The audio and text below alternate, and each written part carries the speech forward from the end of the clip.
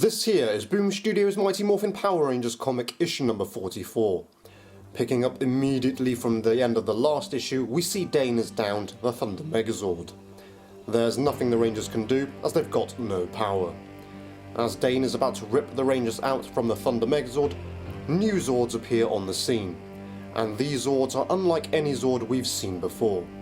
They're not even like the Solar Ranger Zords from Beyond the Grid. These are like intimidating looking machines.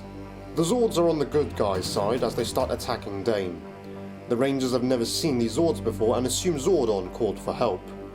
These Zords are doing a fine job against Dane as they're actually holding their own against him. In fact, they're actually winning, and Dane is really riled up.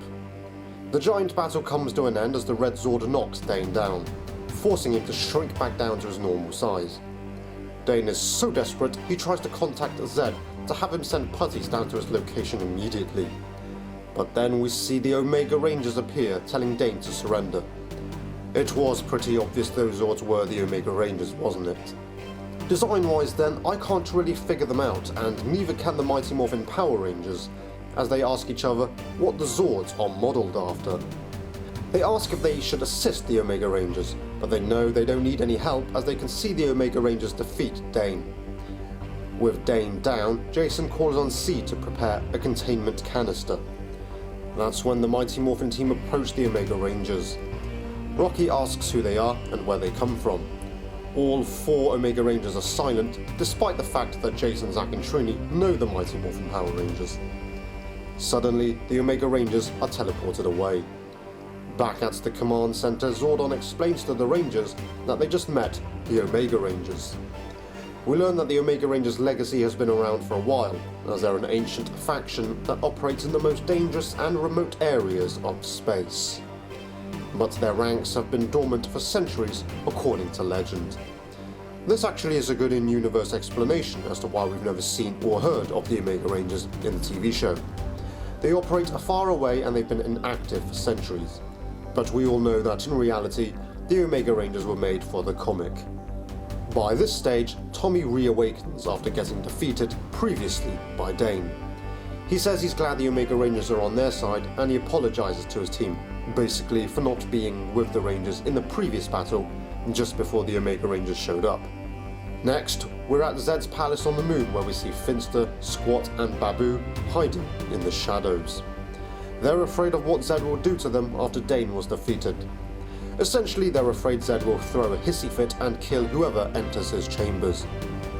But then Zedd shouts out morons and tells them to enter. In a surprising turn of events, Zedd tells the lot of them that he requires more Dark Rangers.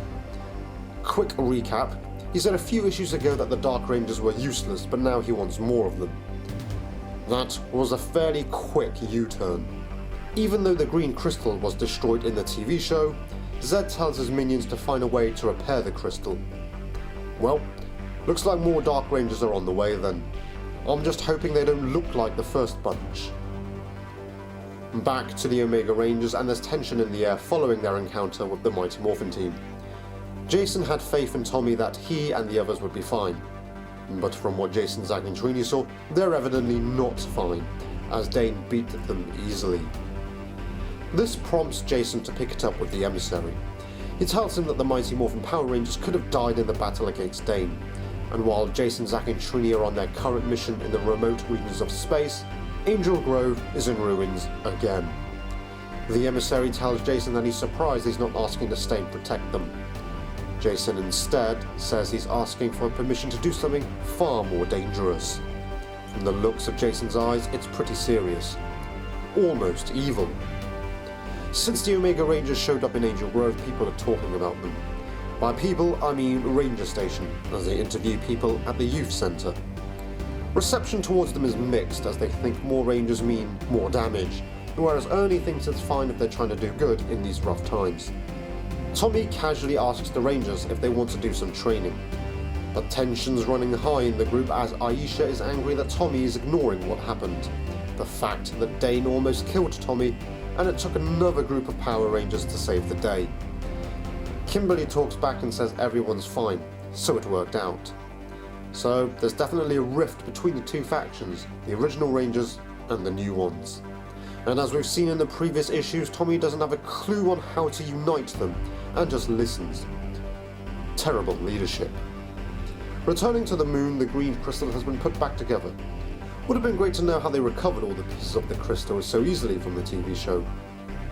Putting the crystal back together though isn't as easy, as Finster makes a wrong move and it triggers an explosion. Except he didn't. What we in Finster's bunch didn't see was that the Omega Ranger Zords just landed on the moon's surface. Now, what's a Bandora? And it's something that remains unanswered, even though the Rangers would have seen the Bandora Palace lights the previous time they were on the moon. I think it's a nice joking reference at how the American TV series kept Bandora Palace in from the Japanese TV series. Anyway, the Rangers leave their Zords and take out Zedd's putties with ease on the moon's surface. They make their way towards Bandora Palace, where they face more putties as well as Goldar and the others. We actually see Squatch doing something almost useful, as he has a gun and is trying to shoot the Power Rangers. Too bad we don't see Babu doing anything like that.